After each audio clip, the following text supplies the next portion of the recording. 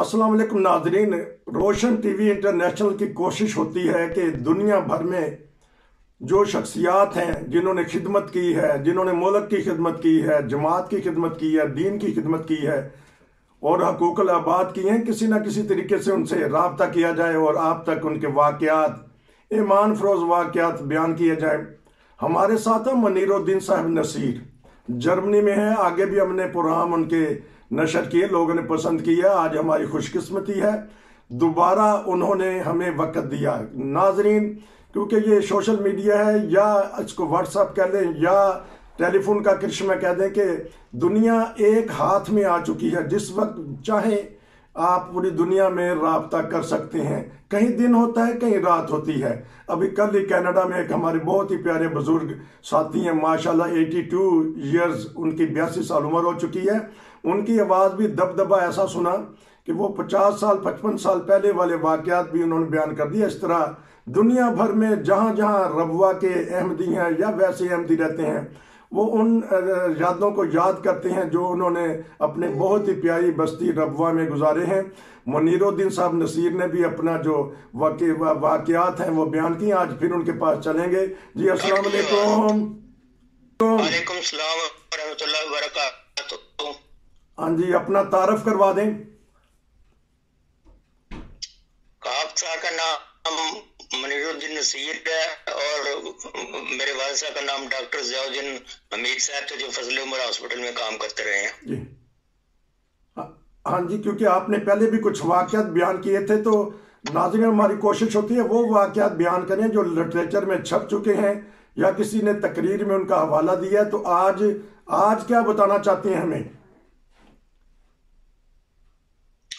मैं आज आपकी खिदमत में ये अर्ज करना चाहता हूँ कि हमारे जो मुबल्लिग फजल अनवी साहब थे, उन्होंने मेरे से वाक़यात पूछे थे कि आपने जमात की क्या खिदमत की अब तक, तो सारे वाक़यात बताया। तो उन्होंने अपने किताब नंबर जिल्द 4 में दर्ज किया गया उन्होंने किया, तो वो आपकी खिदमत में बता चाहता हूँ जिस तरह उन्होंने लिखा हुआ है। हाँ जी बताइएगा, ताकि बाज़ दफ़ा लिटरेचर पढ़ने का इत्तेफाक नहीं होता या किसी दुनिया के किसी कोने में। अब सोशल मीडिया के जरिए, रोशन टीवी चैनल के जरिए अब लोगों तक वो बात पहुंचाए, उन्होंने क्या लिखा है और आपने क्या बताया उनको। जी हाँ जी, वो मुझे मुखातब करते हैं मुकर्रम मुनीरुद्दीन नसीर साहब, ये सब कुछ हजूर की दुआओं का करिश्मा है।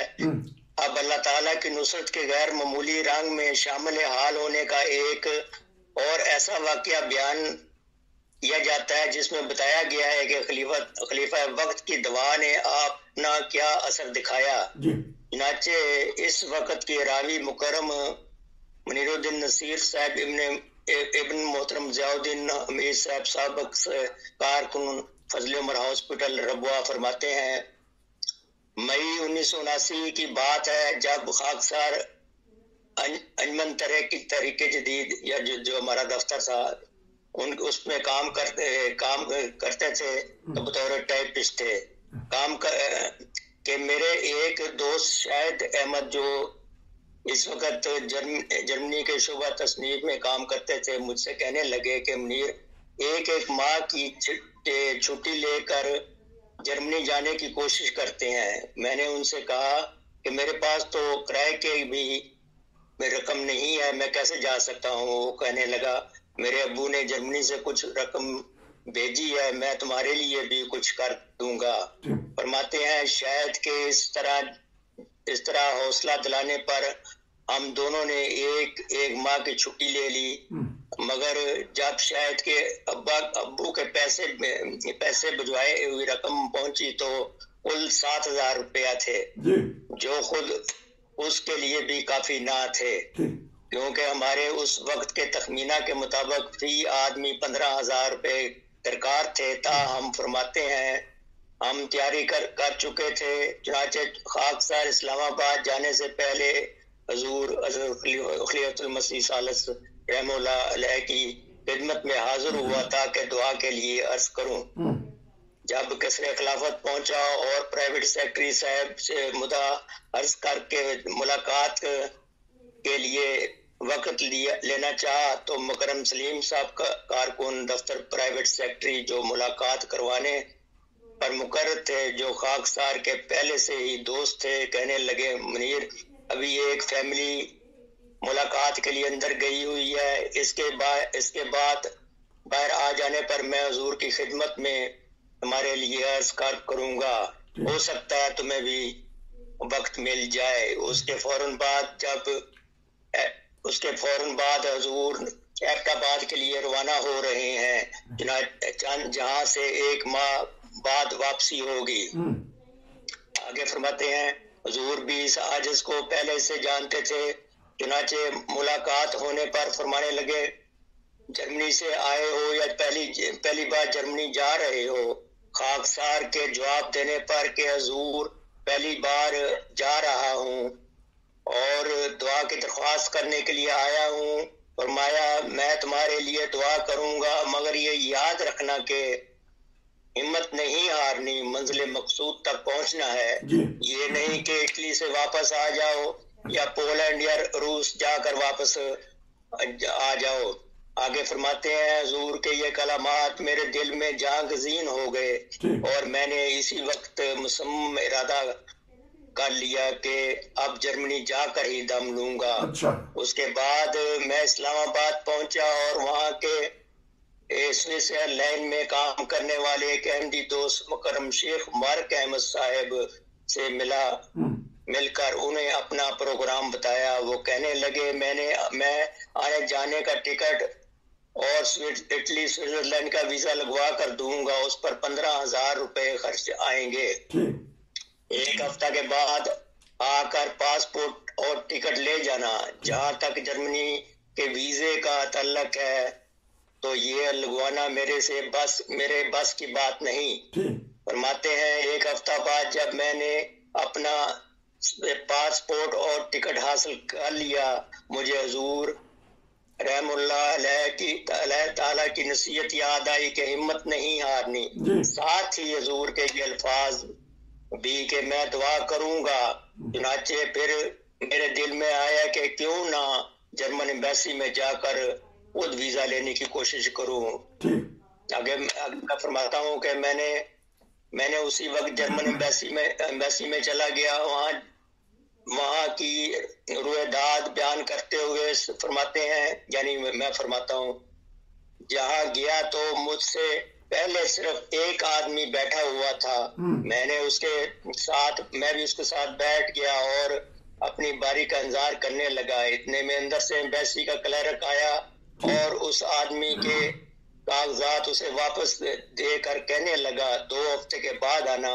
اسے فارغ ہو کر وہ کلرک میری طرف متوجہ ہوا. میرے کہنے پر میں نے ٹورسٹ ویزا کے لیے درخواست دینا چاہتا ہوں. اس نے مجھے اندر سے ایک فارم لا کر دیا جو میں نے پر کر کے دے دیا.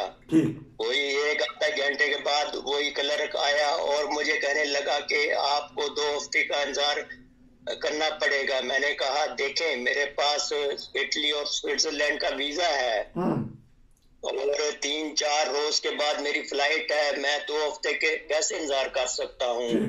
اس پر میرے کاغذات دوبارہ لے کر اندر چلا گیا.